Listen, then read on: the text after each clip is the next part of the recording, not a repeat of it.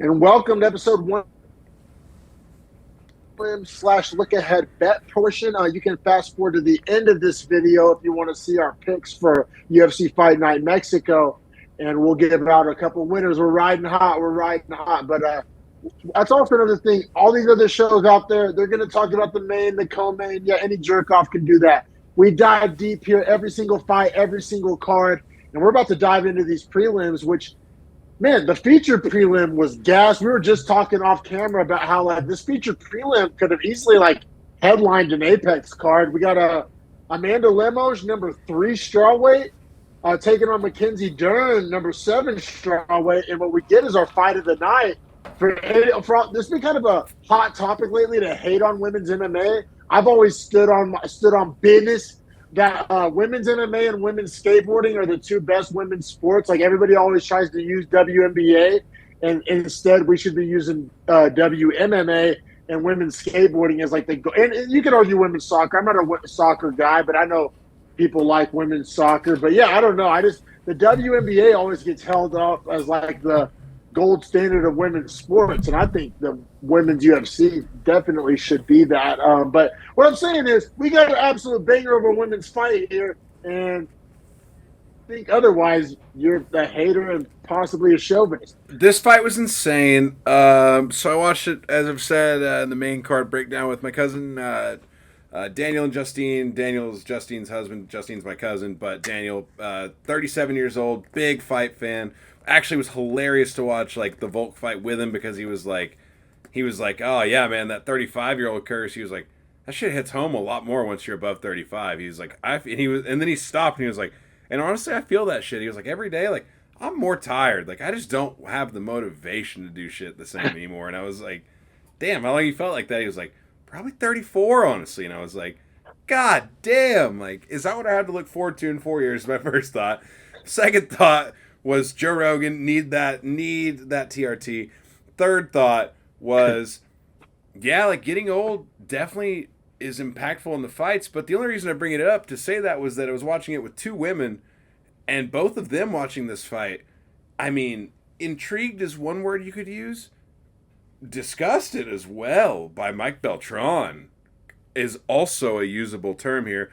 Because level of we're gonna get into that. That level of violence in a women's fight is really not common. So for two girls or two women to be watching women go to war like that, I think they were uneasy about it.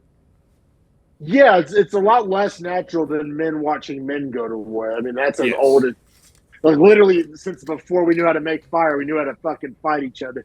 So we're good at that. It's as primal as it gets. But yeah, man.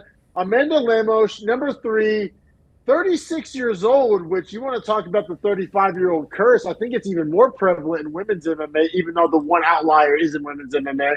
I know, oddly enough. And this is one where we got the same exact odds as the UFC as it ended at. El Dorado gave us minus 130. It finished up minus 130 on the broadcast. Dern coming in at plus 110. And bro, we talked about it. If you watched, we talked about we're going to give away picks at the end of this segment or at the end of this video. If you watched the end of last week's video, then you got a juicy winner here because we were all over Lemos minus 130. It wasn't our lock of the week, but it was we made a caveat. I remember the conversation. We're it's value of the week. Yes. Bro, and this is not hindsight 2020. If I was handicapping this, it would have been minus 200, minus 220. I mean, everything Lemos does good, Dern does bad, basically. But you can somewhat argue the converse of that, the things that Dern does good, Lemos does. I mean, the way we saw it, Lemos is the most devastating striker at 115. Dern has one of the worst chins at 115. I mean, I'm not trying to sound like Teddy Atlas over here. To us, it was obvious. I just want to say, to your credit, very much to your credit, Caesar's opening line, minus 220 Lemos. DraftKings. Bro, where are these Dern marks coming from? You hate money? Bro, here's where. I'll tell you where. I did this research. I figured this out. I kind of alluded to it in our text chain. So the DraftKings opening line, Amanda Lemos, minus 255. She finished at minus 160 on DraftKings. So people DraftKings was heavier on Lemos. Caesars no was heavier on Dern. DraftKings was heavy on Lemos to win, but the people betting on DraftKings were heavy on Dern to win. I think DraftKings knew that was going to happen. Well, to their credit, I'm talking mad shit, and it kind of plays out in the fight. Lemos may have the worst bottom game in the history of MMA, regardless of gender. Yeah. Like, remember the Wei Li? Dog. Wei Li was on top for 25 minutes. Lemos never escaped once. Dern, same thing. Now, Lemos was able to win enough of these rounds before Dern got on top to win the fight ultimately, but it made me sweat as a bettor because once Dern got on top, she stayed there for the rest of the round every single time. Two fights in a row where Lemos has yet to escape bottom once, not even really attempt. When Lemos gets on bottom, she's chilling. Fight IQ was dangerously in question as well because she was getting her leg and also for Nakamura, same thing applies here. If they're going to try to clearly bait you into being on the ground, get up. Like if you're getting pulled to the floor or you're in a clinch where you can separate. Yeah. Man, let's dive in here because round one, pretty damn.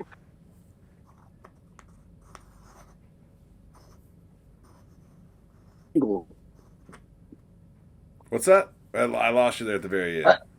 No, you're good. I'm saying Lemos in the first round had Dern's calf mangled, basically useless after a few minutes. Yeah, 100%. I mean, Lemos, as far as damage, Dern was getting pretty beat up, which is honestly what we thought was going to happen, right? It was the tale of two halves, right? So the first half of the round was spent with Lemos getting significant damage off on the feet. Second half of the round was spent with Dern on top. I said, once Lemos gets on bottom. So, like I said, I gave it to Lemos pretty easily because we're supposed to value damage. But I was sweating as a bettor because I knew there was some chode judge that could easily give it to Dern. So so we had that out. She had 2.5 minutes of control time, no damage. But I think she was getting position passes, was actively getting to more dangerous positions in that top control. With the exception of one time Lemos did get back to half guard from side control, which I was like, oh, thank God. But that being said, I mean, yeah, if damage is the criteria, Dern really didn't do any damage, just a lot of threatening, whereas Lemos did a lot of damage and not much threatening. Yeah, that's a good way to sum it up. How'd you score it? 10-9 Lemos. I did score at 10-9 Lemos. I was a little nervous as a Lemos bettor because I was saying the one thing you have to do is just not get taken down and you win this and here's my other problem with it. And what I was saying with the separation thing is that Lemos was okay to let her be in boxing range. Hey, you're way better on the feet in every facet. Keep the distance. Well, and Lemos would even engage in the clinch, especially in the third round, as the fight went on. And I was losing my shit. Oh, she was I was losing my shit. Just she almost gave this fight away. Yeah, she was being a tired asshole in the third, and it was you're gonna actually get submitted. You're gonna fuck around and get submitted. You're being an asshole.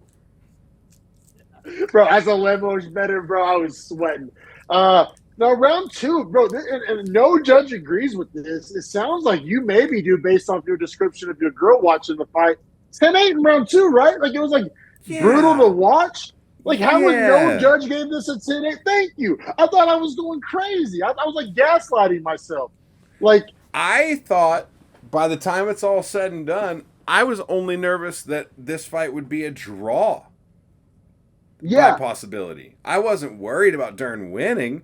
I was just worried about Lemos not winning, if that makes sense. Not losing, but not winning. And 0 judges gave that a 10-8. That is wild. 0 out of 3 judges gave that a 10-8. First of all, we got to start with Mike Beltran. Stop the fight. All 4 of the people in this room were saying stop the fight. The 2 women that don't watch fights were yelling stop the fight. The 2 hardcores that watch every single fight, Daniel literally watched every single fight just like us, were saying stop the fight. So what range do we need to see? The most casual versus the least casual? We both are saying stop the fight. What are we doing? Thank you, bro, because I was feeling like a degenerate bettor. I was like this. I felt like a degenerate better because I was yelling at my TV, fucking stop the fight. But I also had a Lemos ticket, so I felt kind of biased. But hearing your breakdown, it makes me feel so much better because like the fight should have been stopped. I mean, so like Lemos dropped Dern with the right hand, and we all know that Dern has a suspect chin as it is. And then there was like a million unanswered ground and pound from the strongest striker in the division versus one of the worst chins in the division. So the damage was like exacerbated by that margin. And like, once again, back to my point of like, Lemos, just separate from her. Like, hey, you fall her to the ground. Don't go down. Stay standing and rain down strikes. Like, this fight will end if you just don't. Because all she did was let Dern literally wrap up her body, and it was like, yeah, you just gave a snake, like, your arm. Like, what are you doing? 1,000% agreed. That was so frustrating. No, I got to say, Mackenzie Dern, because of Lemos getting in that close range, she ends up getting a sweep and ending the round on top, which I think is what saved her from the 10-8, which shouldn't have saved her from the 10-8. But I think that's how the judges avoided the 10-8, which is bullshit, but that's how we got there. Lemos is terrible on her back. She's also terrible on top. Dude, that sweep it took Mackenzie Dern 25 seconds, and all Lemos had to do was stand up. Like, I didn't understand why she got swept. Agreed. That's a very astute. Thanks for bringing that to the pod. Round 3. Now, round 3 was Dern's best round by far. She got a knockdown on the feet because Lemos was just kind of fucking around. Like, Lemos is like, that's why she's not a champion. Lemos has the physical gifts. She was born in a champion's body. She doesn't make champion decisions. She has zero IQ. She doesn't give champion effort. Yeah. And effort. Yeah, her effort's dog shit. Like, every coach will tell you in any sport, the two things I can't control are attitude and effort, right? That's like an old coaching cliche. And Lemos is every coach's nightmare because she's like a plus athlete, like a 1% athlete, but with a bad attitude and a bad effort and a bad IQ. It's like a weird juxtaposition. Well, bro, and like, she literally cannot grapple to save her life. Like, when I'm looking at who she's fought, just hear me out here. Would you say Marina Rodriguez is a striker? Yeah, for sure, right? Like, would you say Michelle Waterson Gomez is a striker? 1,000%. Would you say Angela Hill's a striker? Only that. Would you say Montserrat Conejo Ruiz is, well, I mean, she's hardly a striker, but not a wrestler. Yeah, she's barely on the roster. Right, and then like Mizuki, we're not going to count that. Those are the wins in the UFC we're talking about. The losses, Zhang Weili, she's everything. She's the best. So whatever. But in that fight specifically, she was on top for like 24 and a half minutes out of 25. 100%. Other girl, Jessica Andrade, submits her in the first round. So like, Lemos, to me, dog shit. As far as like, if she's fighting a striker, I like her. If she has to fight anyone that can grapple at all, she loses. It's not even a question. Even though we cashed this ticket, especially at 36 years old, like, that's probably the last Lemos bet for your boy. Well, and we narrowly escaped. Narrowly escaped. Well, and like what I just said is obviously paradoxical because she fights Dern and wins, and you're saying like, well, she's only a grappler. Yeah. Oh shit! Forgot to mute this damn. Almost fumbled it. Yeah. She almost Lemos like fumbled it, like almost. She tried to give that game away. And like, the thing that we're saying is like, yeah, she can beat someone that's only a grappler when the person that's only a grappler has literally zero striking defense. Yeah, Dern, one of the worst striking defense and worst chin in the whole promotion. So it sounds like we both have the same finishing scorecard of we give Dern the third round, but that puts us at 29-27. Yes. All three judges have it 29-28, which, listen, to not give round 2 a 10-8 is wild. It feels like disrespectful to like the actual like overarching principle of how we're scoring it, which is damage. So it's like, so damage just doesn't matter? Is that what you're saying when you don't give that a 10-8? Because like, she put this girl to the point where everyone in the arena is saying, stop the fucking fight. That's a 10-8. Me too. Yeah, that's the old school definition of a 10-8. That's what I'm saying. Like, bro, this was a 10-8 in like 2004. Like, right. Yeah, this was a 10-8 when Forrest Griffin was still fighting. Yeah, Exactly, bro. And so as far as what's next for these ladies, let's see here what I would do with them. Let's see here, women's strawweight. You see, you get some fun names here with Dern. I've thought about this Oh, because she's far enough back I, to easily fight some challengers. well, I know what you do with Lemos too. So Dern, you just read the first fight. So Dern was a replacement for Suarez. This was supposed to be Lemos Suarez, which says and we hammer Suarez. Like, Yeah. Oh even though my he's gonna be no value, god, he's gonna be like minus 400. But bro, it's talk about that. stylistic nightmare. Oh, stylistic nightmare. Like that's the bro. I'm so happy. That's the perfect juxtaposition of like someone that is a grappler that has dangerous hands versus Mackenzie Dern who has no hands. No, and then as far as Dern, I mean, what do you use it to build like a Lupe Godinez or like a Luana Pinheiro? Like she's got to fight one of these young lions, right? Oh yeah, 100%. I think it's like a Lupe Godinez types or a Tabitha Yeah, Ricci. yeah, one of those, right? Like I a young think lion with some those. steam. I think either one of those girls are perfect. I would especially kind of like Tabitha Ricci, but Ricci did not take a lot of damage in her last fight and is probably ready to go pretty soon. Whereas like Dern, bro, like Dern she took a got lot of beat up, damage. bro. Like, Her face was mangled. We haven't right. even mentioned that. Her face just was beat the fuck up, like gnarly. Yes, like the round, like start of fight to end of fight pictures are fucked up for Dern. Well, I just think I got to peek into a difference in our strawweight power rankings. I have Luana Pinheiro like 4 or 5 spots ahead of Tabitha Ricci. I think she's being kind of slept on. Now she doesn't have the name value. I think Tabitha Ricci's a bigger name. I think I'm kind of high on Pinheiro. So I agree with you, but in a different sense of like I'm high enough on Pinheiro where like I'm okay to see her fight Marina Rodriguez or Verna. Yeah, maybe not feed her to the lines. I feel you. No. Those are higher ranked fighters. Then Dern? Yeah, Dern's 7 and Rodriguez is 6 and Verna Yandiroba is 5. So I'm saying like Pinheiro easily could fight those girls. You know what? Pinheiro Rodriguez is a good fight. That's what I'm saying. Like I don't think we even need to treat her with like a Dern, which sounds fucked up, I know, but like you get what I'm saying. Lupe Dern is probably a better fight too because Lupe's more of a wrestler, right? So like her versus Dern, that's like an interesting matchup. Yeah, I think we're seeing the strawweight division. It is cool though because some of these names are starting to like infuse into the meaningful matchup. Pan which is out what to we've the been big waiting picture. on. Like the Pinheiros and the Ricci's. And to a lesser extent, the Yasmin Howard-Ways of the world, like these prospects that we've been kind of high on as some of the bigger established vets, which is exciting. That's what happened in flyweight. It needs to happen in bantamweight. Jesus Christ, Bro, but bantamweight is like crying for turnover, and it's just the furthest division from it, unfortunately. For sure, bro.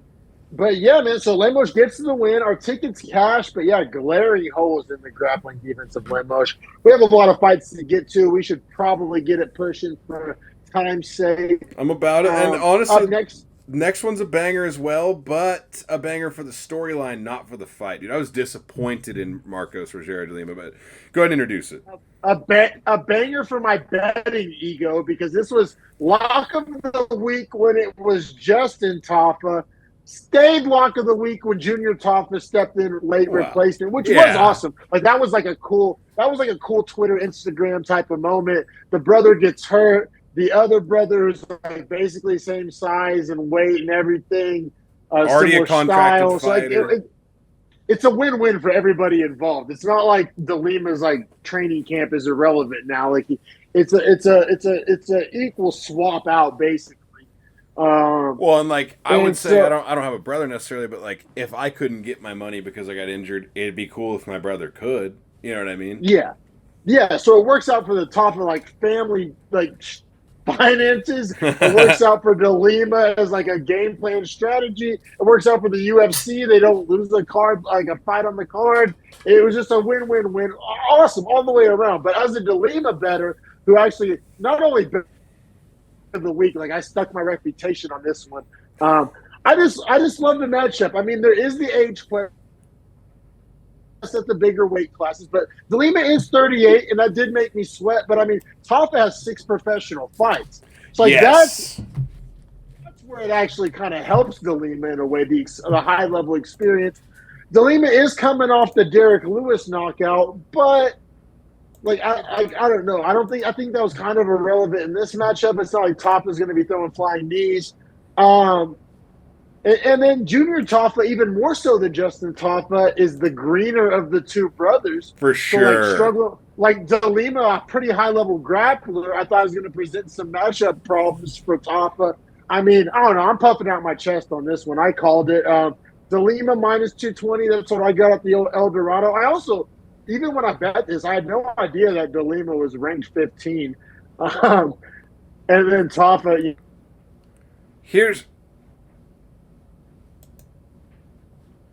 Here's all I'm saying is that, like, bro, Junior Tafa has a loss to Mo Usman and a win against Parker Porter coming into this fight. I mean, how did Vegas even give this man anything inside of plus 300? Well, that's what I'm saying. When I was saying lock of the week, bro, like I had it at like a minus 400 if I was setting the line. Yeah. They're giving me minus 220. Like that's a parlay builder all day. I threw it on a 2-leg and I threw it on a 3-leg, and they both cash. Yeah, I'm honestly kind of kicking myself in the nuts for not doing just a prelims parlay, honestly, man, because like De Lima lock, I loved Lemos, and I literally, like, the Mingyang thing, I'm such an asshole for not throwing that in somewhere. He's minus 120. The value is through the fucking roof. Yeah, fair points.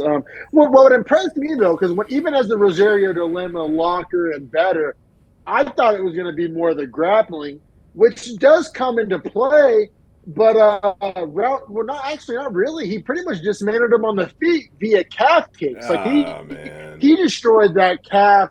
I mean, it only took like 4, and Tafa was toast. It just sucked because for me, I'm like, damn, this guy like saved your fight, like made your camp worth it, and you're gonna go out here and just leg kick him and like not even really give him the chance. Like, fuck me.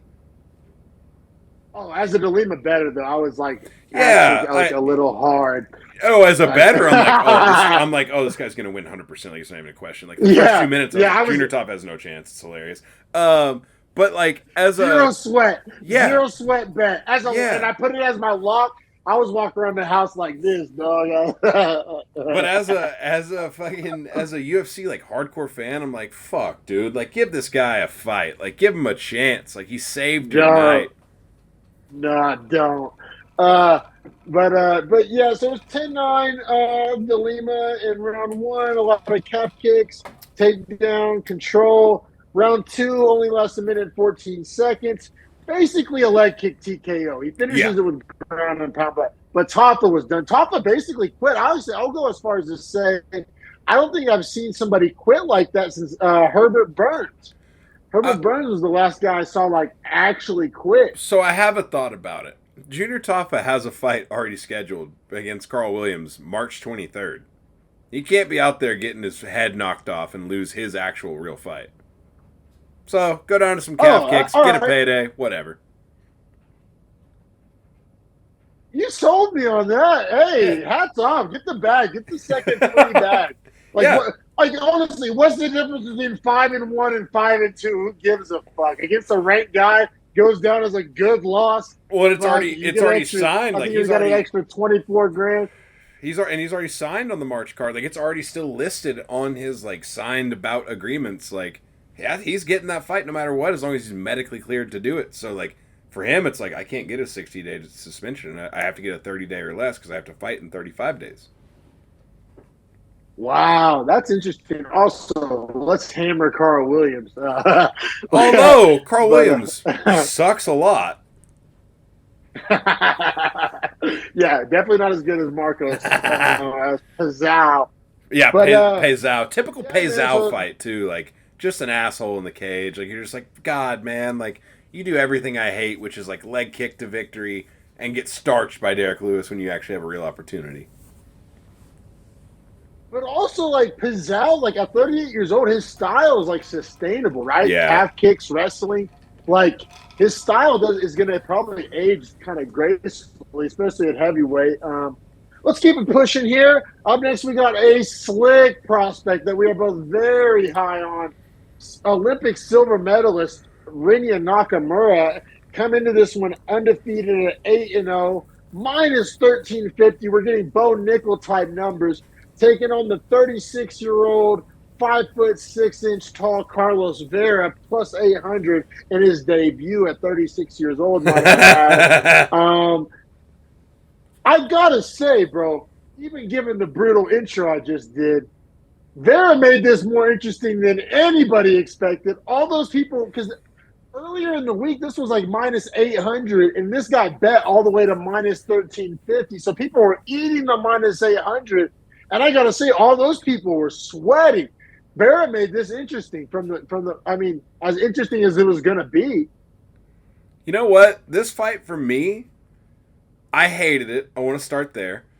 I want to also say Nakamura, I realized, thanks to my cousin who loves anime, his whole like intro thing where he does like the sword like a little bit out and then like cocks it back shut. It's like I guess there's a character from One Piece and like his hair he changes it with the guy in the show. So like he's like he's full Japanese anime like samurai, which I fuck with as a selling point. Yeah. Here's what I don't fuck with. The dude is clearly world level wrestling, grappling. Like the fact that at one point Vera was going for a knee bar and Nakamura like hit a shot, like a knee slide shot, the opposite way to get out of it. I was like, that is so slick and cool. But the problem I have is he has no other skill set. He doesn't even have jiu-jitsu, man. Like he literally can only wrestle. But he has super heavy hands. And like his game is fuck. Like I'll put it this way: for a guy who only has wrestling, he has a very like non-boring style. Like his fights, he won the road to the UFC on the feet, like KO. And then Carlos Vera trains under Ryan Hall, fights identical to Ryan Hall, always doing M&A rolls and shit like that. And I gotta say, for fighting a guy with that style, he got a lot of damage off. Like I thought he was landing some big shots. Like he was flowing position to position. I don't know, man, dude. I didn't have a problem with it because the thing is, I have very low expectations. When you set a money line at minus 1350, you're telling me like this fight is not going to be entertaining. No, you're telling me this should fight be a was finish. Entertaining. That's my only argument. Is like you're minus 1300. You're also telling me like, but I guess I view it differently. Like you're telling me that this fight isn't going to be competitive, and Vera made it very competitive. There was a lot of like situations where things could have gone either way. I fully agree with that. I'm saying it's like I'm disappointed in Nakamura because like for as easily as he was able to get to where he wanted to be, he could do nothing with the actual position control, and in fact was not good at controlling the position. What are you going to do? What are you going to do against that style? I guess Ilya I guess that would be the shining example of what Ilya did to Ryan. Well, like, I'm just saying, bro, like, you get better, a little better jiu-jitsu. Like, I think if Merab's fighting that guy, he's holding him down, not getting, like, Carlos Vera isn't, like, turning and getting all these rolls and all this bullshit. Like, Merab's sitting there, like, holding him on the spot. Okay, fair enough. I guess I just was like, bro, this guy's doing so much, it's impossible. Like, I don't know. Because Nakamura wouldn't commit to just being heavy on top and just wrestling him. Like, if he would just wrestle him there and just commit to being boring and side control and like putting knees on his side and punching him in the head and like hold a shoulder and a hip, Vera can't do that little roly bullshit for 15 minutes. Okay, you know more about the grappling world than me. I'll take your word for it. Thanks for bringing that to the show. But just as a non-grappler, I was just like, this is impossible. I was just like, I was like, this is very, very insane on the mat. Oh man, I was saying well, and the reason I'm frustrated too is like you just said, like Ilia Topuria shows you how to beat that style. Like, hey, be strong and I was just waiting punch. for that. I was Like, waiting for like just a couple of nukes. yeah, well, and my thing is like Shut all that shit off. and that's what I'm saying is Nakamura has nukes and usually absolutely determines where the fight takes place, whether that be standing or on the ground. He struggled to do both in this fight, I thought. So, I mean, all that being said, I'm pretty sure we both have a 30-27. Oh yeah, but with a lot of danger in that second round. Yeah, all three judges gave it 30-27. I got to say, though, a very popular bet, how Anik shit on the Kopylov better. I'm going to shit on the Nakamura inside the distance betters because there was a lot of them. Minty Bets ate dick on it. That was everybody's fucking smart mark bet.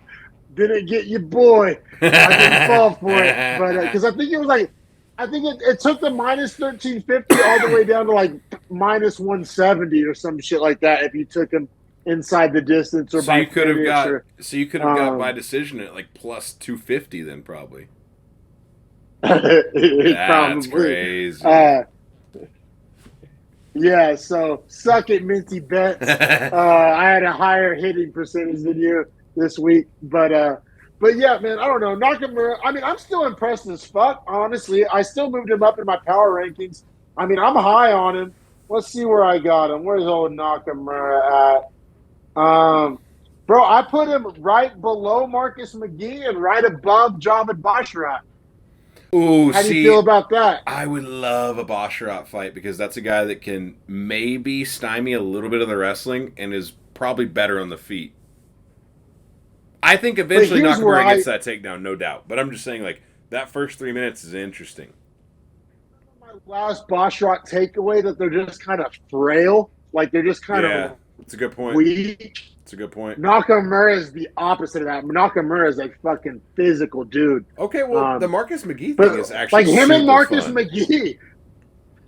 Right? Because Marcus McGee could potentially starch him because Nakamura does kind of fight with an ego. Yeah, well, and and like I call him, it's mean. I call him Mean Marcus McGee. I think it's Marcus the Menace McGee or something like that. But Maniac, yeah. Well, take it's something with an M. Yeah, but him and Nakamura is a hell of a fight. Like if he can fight Nakamura's ego and get him to stand and trade. Yeah. But I mean, obviously Nakamura has the wrestling advantage, but also McGee's a plus athlete. That's where I'm saying it's I don't know. fun. That's a fun one. Yeah, that's a good one. That's what should be next. That's what should be next. Probably keep them away from each other, to be honest. I think Nakamura is more likely to get like a Silva de Andrade or a oh, bro! I think they're straight Cody. Ronnie Yaya. I think they're straight Cody Garbrandt with Marcus McGee. They got no love for that poor man. Yeah, but also I think Nakamura. I think they're going to try to feed him some old guys. I think they're going to try to get that record up to 12-0. Marcus McGee is what 32. Yeah, but like I said, I think they're going to give him like a Ronnie Yaya, like a Andrade, 38, 39-year-old guy. D Silva's Marcus fun. McGee, I think they're going to try to give him. I think they're going to try to give Marcus McGee like strikers. Like I could see like a Yanez for him, or like a Montel Jackson, or like a Taylor Lapilus.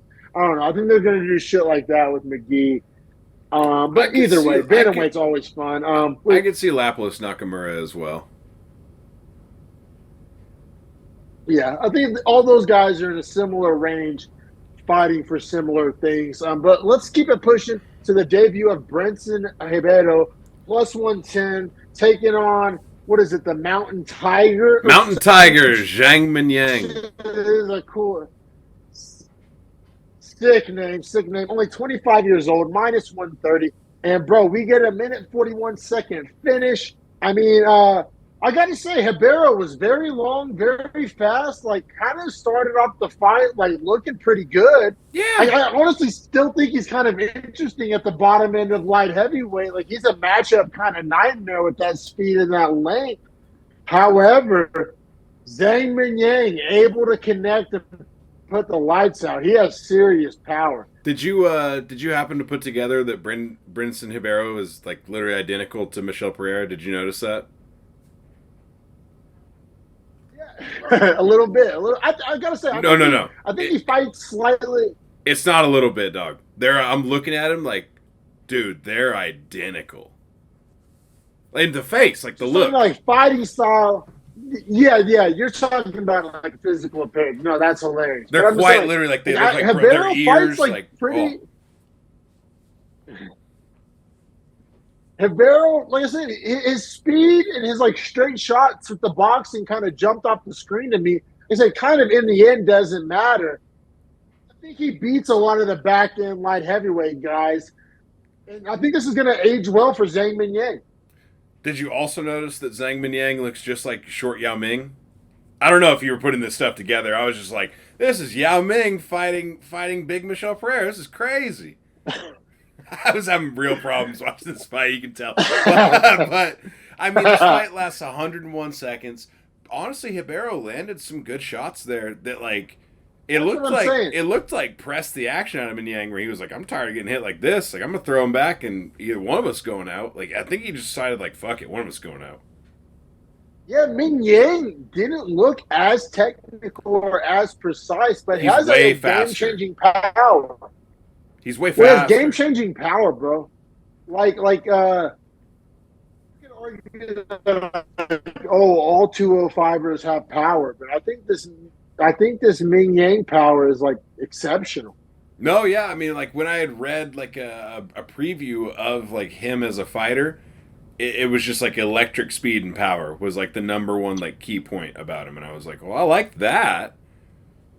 Yeah, he ends up landing a right hand, or no, a right left, like a 1-2 into some ground and pound. You know, it was a nice timed counter.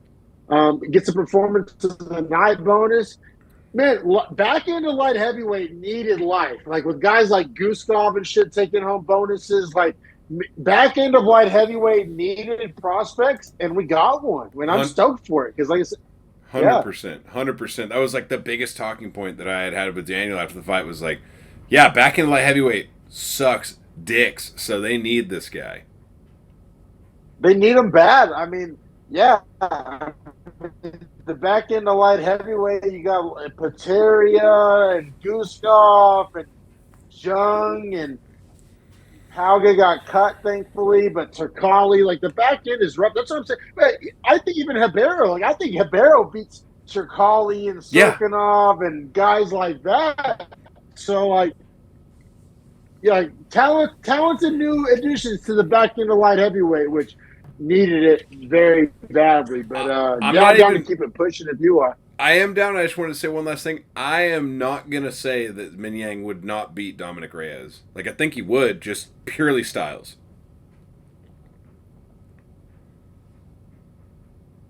Well, and also Reyes' chin is going, and Mingyang can put you out. So, yeah, no, I agree. Who I think would be an interesting matchup for Mingyang would be like a Jimmy Crute. Because Jimmy Crute has that iron chin, so, like, what do you do when you can't sleep a guy in the first round? Yeah, agree with that. For sure. But yeah, man, I like you said earlier, we can keep it pushing. Get to these early prelims where, unfortunately, the volume and pace turns down slightly. Yeah, not super high on these. Although I was super high on Miranda Maverick as a lock of the week, and we'll get to that fight. But up first, we got Josh Quinlan. Plus 165 taking on Danny Barlow, minus 200, undefeated 7-0, making his debut. And I picked Quinlan, didn't bet it, but I did pick it. I just, you never know with these debut guys. And Quinlan's not terrible. He has 2 wins in the UFC. I believe one of them is by KO, has some real power. And Barlow, tall, rangy guy, like I said, only 7-0. You never know how that's going to translate to the big leagues. Man, I really wish I could have heard an interview with Danny Barlow before the fight, and I would have just picked him immediately based off the Memphis, Tennessee. Like, sounds like he's actually from Hustle and Flow. Would have picked him just for that. Literally, I literally have notes about his Memphis accent as well. Like, might as well be like Juicy J. Yeah, like basically Juicy J. The fact he's dropping the fact he's dropping mines on people is crazy in the post fight interview. Yeah, no, I need. Does he train with Nate Landwehr? I mean, how many gyms could there possibly be in Tennessee? That would be crazy. Yeah, imagine that blunt road.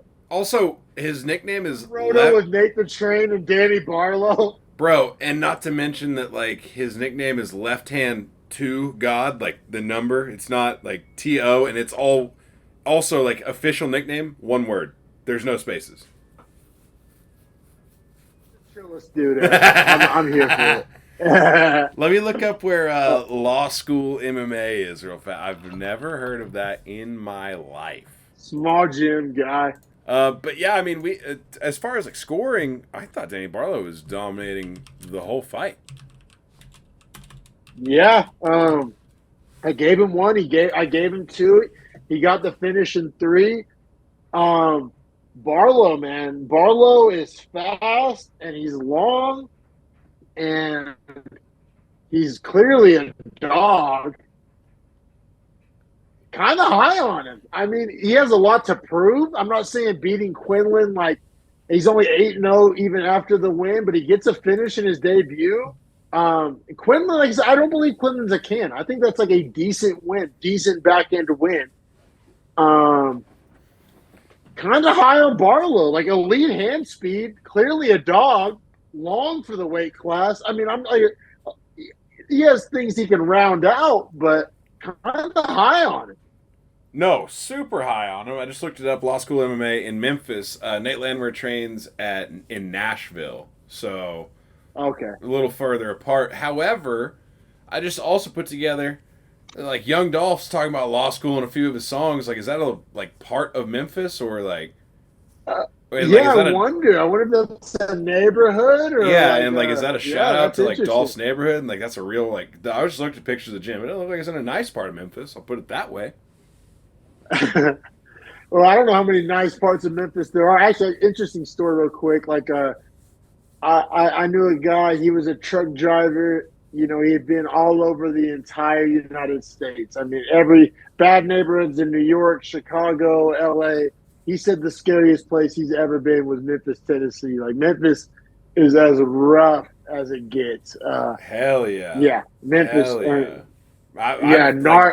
Going through Memphis shit. the few times I went to the old school Central Barbecue, like their first location, not realizing that that's like East Side Memphis. Dog, it was like I was like hustling to get the fuck out of that trenches. place. Oh, I was hustling to get the fuck out of the place. Like, that's the one time in my life I'll legit say like I locked my doors while pulling up to red lights. Yeah, no, gnarly place, man. And like I said, high on the skill set too. I mean, because like, while it was simple, it was still high level. Like, those two things can both exist, because he was really just kind of using the jab, using the speed, using the length, but he was super accurate with it. It was poppy. It was effective. He managed the distance really well, especially against like a power striker like Quinlan. His movement was like, his footwork and movement was great. Yeah, that true. He got cracked a few times. Like when Quinlan did land. Yeah, 1,000%. Now, what was your thoughts on the actual stoppage itself? Because Quinlan was like on his feet. I was fine with it. I don't think it was a bad stoppage. I mean, anytime there's a standing TKO, you got to ask the question. Shout out CT God. Society. Dog, this one was, in my opinion, maybe a late stoppage. Dog. I've been following too much CT Society. Oh, bro, sorry. It was brutal. Like I apologize. Like, I know you get like knocked out, right? Like standing TKO, sure, yeah, I'm with it, but dude, like whenever the ref stepped in and split him, both of Quinlan's eyes were like this. He was gonna get instantly KO'd immediately following, and the ref not saved him. His eyes were closed. Yeah, basically both eyes were closed. One was like,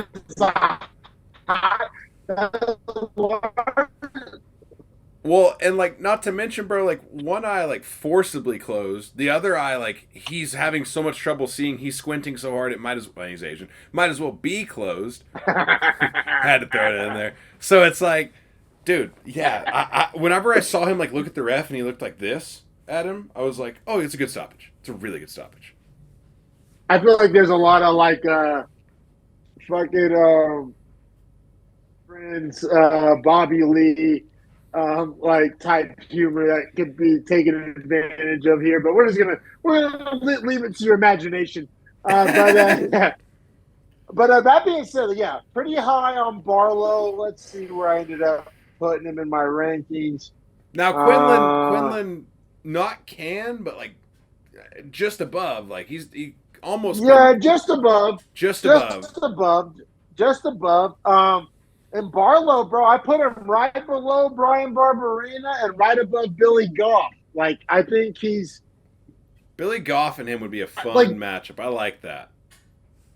They would never make the Barberena matchup, but I think his speed gives Barberena a lot of problems. Barberena known for having slow kind of everything, tough and powerful, but call me a hater. Not something you mentioned in the same sentence. Call me a hater, and he might have been cut, so this could be just crazy. But like Phil Rowe, I think Barlow beats. Yeah, Phil Rowe was cut, and I believe he was an 85er, but you know what? Also, you could do like a Danny Barlow, Basil Hafez, like if you prospect on fun. prospect. That's fun. You know what? And you're gonna hate this, and the UFC would never do this, and they would spit in my face for saying this. But like Randy Brown, Danny Barlow, super fun. Similar style, right? You could argue similar build. Younger. You're right. Like I wouldn't make that matchup, but I see what your point is. Like athletic, long, fast. Right, striker, like for that's sure. Just a really fun fight. Let's keep it pushing here. More welterweights.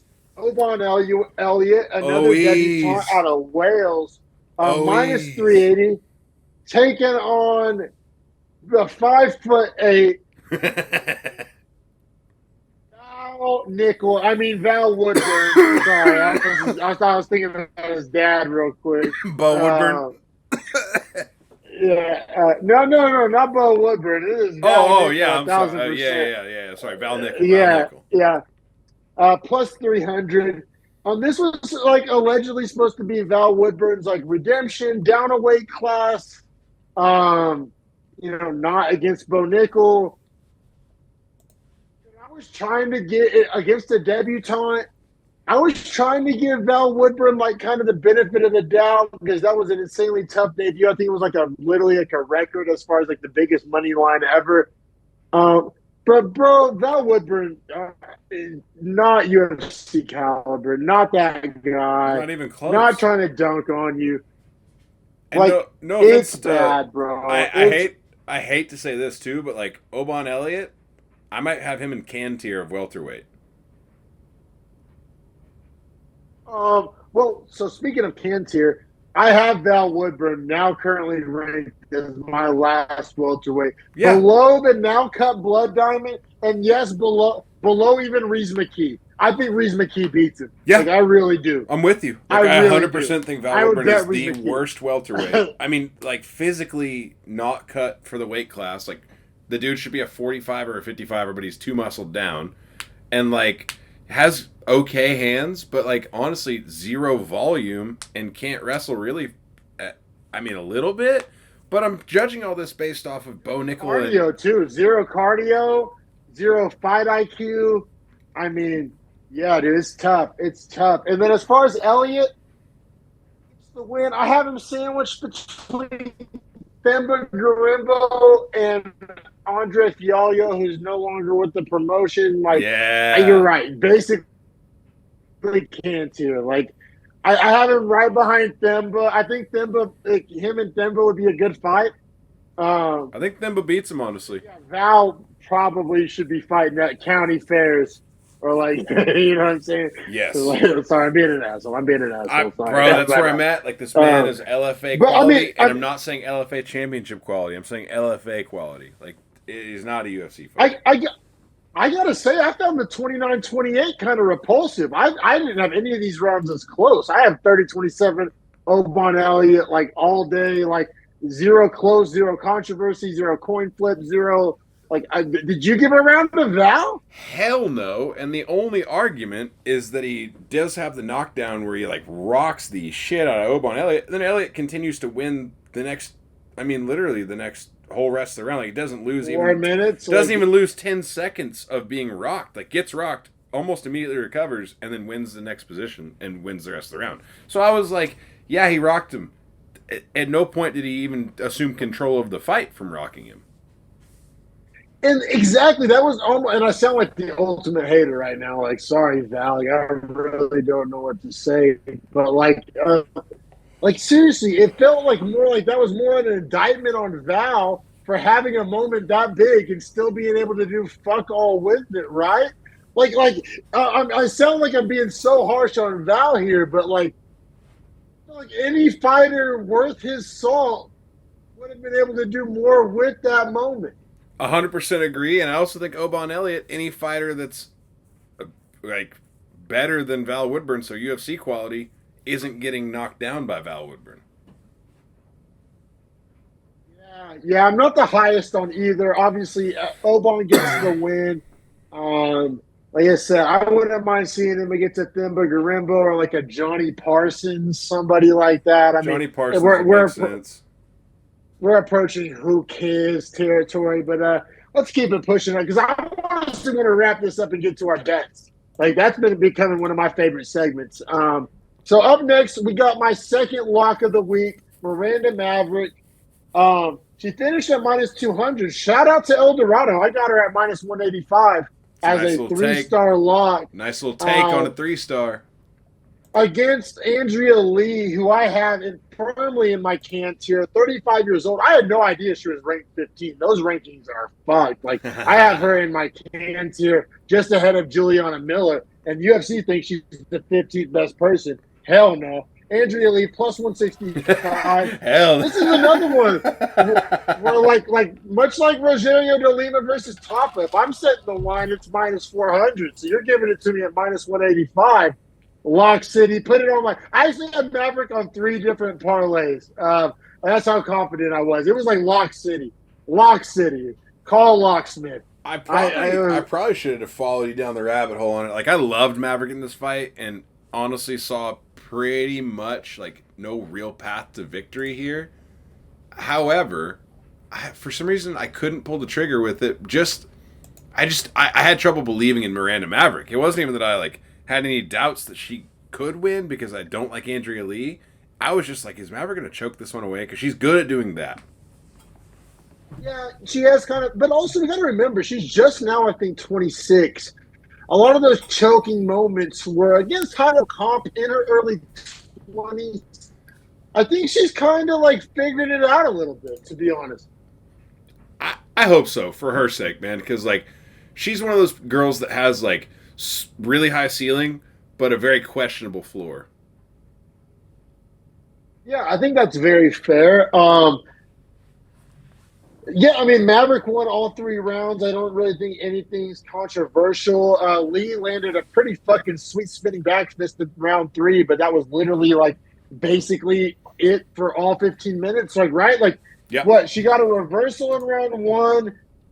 Of the round, and she got that suplex takedown. Did fuck all with either one of those, and then she got the spinning back fist in round 3. But like, yeah, I mean, beside every other single moment of that fight was won by Miranda Maverick.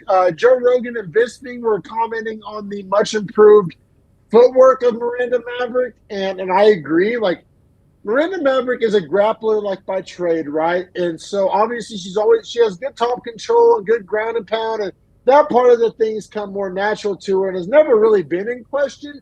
It was always kind of like a Mackenzie Dern situation on the feet where like, is she going to figure it out? And I think she's made more strides 18 months on the feet than Dern has in this whole like hyped run.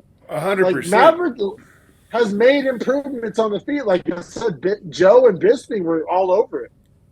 I thought personally that I was blown away there was a 29-28 because I didn't see how a round was getting away to Andrea Lee. Me neither. Me Now, neither. That was weak. now, Ron McCarthy, I don't know why he always has to fuck off one round of every single scorecard that he get, like, or not every card per fight, but like every time he's on a fight night or a card, there's always at least one fight where he fucks off a round. True. I don't know why, and I guarantee Big John would crucify him again for it. Maybe he should start listening to Big John. I don't know what to tell Ron McCarthy, but yeah, he gave round 3 to Andrea Lee, and like that just feels like criminal. It does. It was one spinning back fist, and Like it was literally fucking one. awesome. But it was literally one strike, and it's not like a Maverick didn't get like sat down by it or cut by it. It's like Maverick didn't throw any punches that round. No, that was kind of a travesty. But anyway, Maverick locks. She ended up winning me 2 separate parlays and would have won me that third if Vulcan won that 5-legger. Fuck me if Vulcan. What? It makes me sad as a better and a fan. Maverick was my second lock of the week. Both of my locks hit this week, which feels real good. Makes up for that copy law fumble. Both locks. I mean, I feel like if I'm giving you a dog of the week, there's some risk, kind of inherent risk with that.